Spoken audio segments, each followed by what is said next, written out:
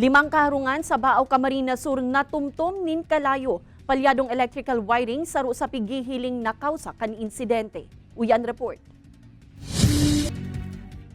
Sa katahawan nin makusog na uran, mahihiling sa video na iniyan marikas na pagtumtum kan kalayo sa nagkapirang kaharungan sa Zone 4 Barangay San Nicolas, Baaw Camarines Sur.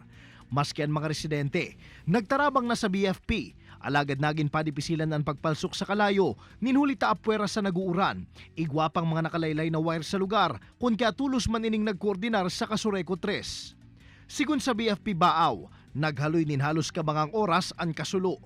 Yung method sa batak is direct attack at yung cover exposure. So, yung iba nating firefighters, pinapanatan yung mga kapitbahay para hindi na lumipat dun yung apoy.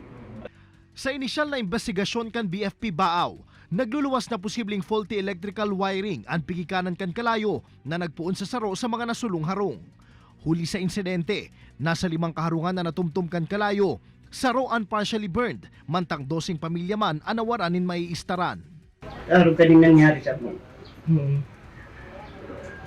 May naturugan.